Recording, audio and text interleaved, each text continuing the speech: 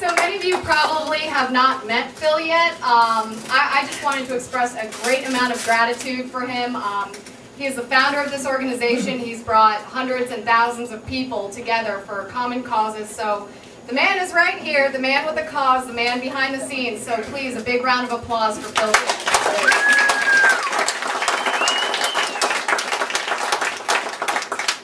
The next person I'd like to recognize, most of you are pretty skeptical about the politicians, government in general, but there's one in particular who is with us here today who has been an outstanding supporter of our organization. I can say within the past month or so, this gentleman has given our organization cumulatively probably about 15 hours of his time to listen to the concerns that you have expressed and I have conveyed forward. He has put forth efforts to try and address some of these concerns. With that said, I'd like to welcome Commissioner George Neugent.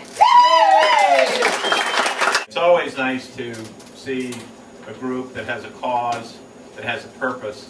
Two things that I can buy into very quickly and have supported as long as I've been a commissioner and as long as I've lived in Monroe County, an area that I would say 90% of the people that are living here outside of Key West choose to live here because it is a special place. And all you have to do is look out at Phil's beautiful view here, which exists up and down the Keys from Ocean Reef to Key West, and that's why we live here. And that's why we want to protect it. And that's why we don't want to see 19-story hotels built on our airport. That's why we don't want to do it. And that's why we don't want to see Monroe County removed from being an area of critical state concern, because it is an area of critical state concern. And for those who don't pay that much attention, and I want to represent those people because I want them to be doing the things that they enjoy doing, and that's not paying attention to all the BS that goes on at the county commission level and all the other things. I want you enjoying yourself, but paying attention when it comes to anyone that attempts to destroy what we have here in our community character.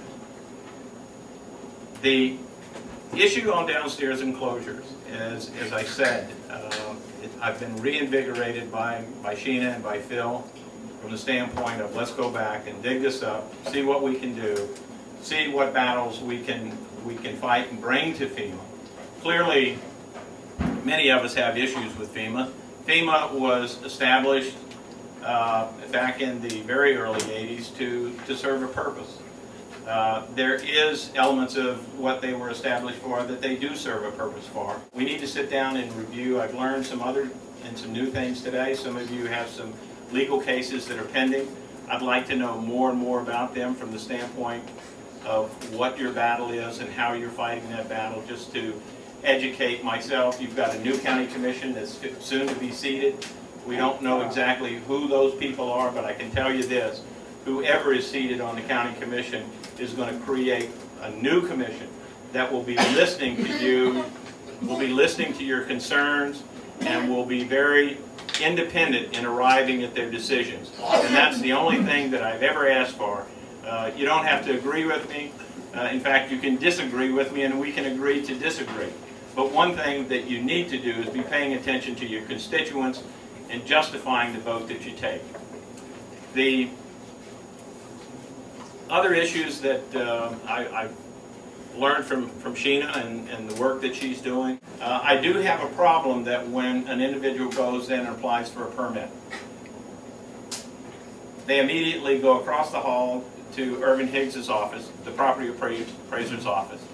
They get the property records card and they see if there's any kind of floor area in a downstairs enclosure situation. And because you went in applying for a permit, because you were not guilty, and you cannot and should not ever be considered guilty of something until that happens. The first thing that I feel like that we can work on, or I can work on, and hopefully get support from my commission, is that when an individual goes in and applies for a permit, that doesn't automatically trigger a downstairs enclosure inspection. That's great news.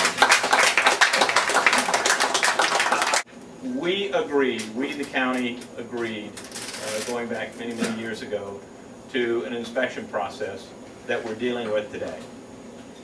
whether we can just, I'm not going to stand here and give you an unfair expectation that we can just, by waiving or voting as a commission, to remove that. There's a procedure that we can go through in an attempt to do that. I will be willing to sit down and talk and discuss this issue and bring it back up with our newly seated commission after November. But FEMA takes a very strong stance, and they use the National Flood Insurance Program as the hammer over our head. I've been to Washington at least 2 or 3 times. I've been to Atlanta at least 2 or 3 times with contingencies from Monroe County.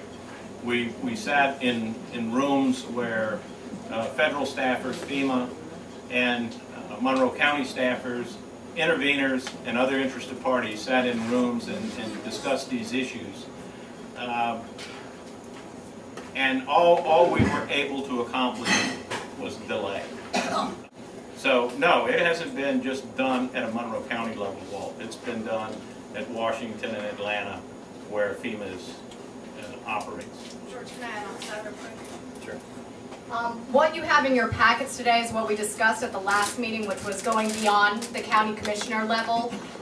What we're going to be doing is blasting hundreds, if not thousands, of letters individually to people on the federal level, including the National Flood Insurance Administrator. What has been done in the past is everybody has separate stories. You contact somebody, they tell you no, and you have nobody behind you. What we're doing with this organization is we're consolidating the 118 miles of the Florida Keys and saying, all right, now what?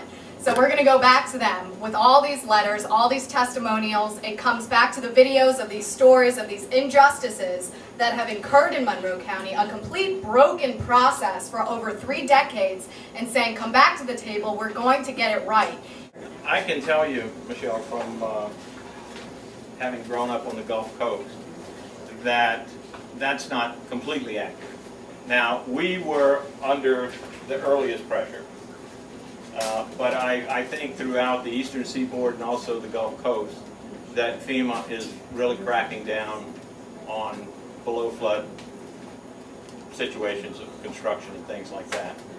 So it may seem that a little unfair that we were the first ones that were thrown into the box, but the rest of the country is now being exposed to FEMA and its restrictive building codes and construction, elevating above base flood, etc., based on my research and firsthand experience.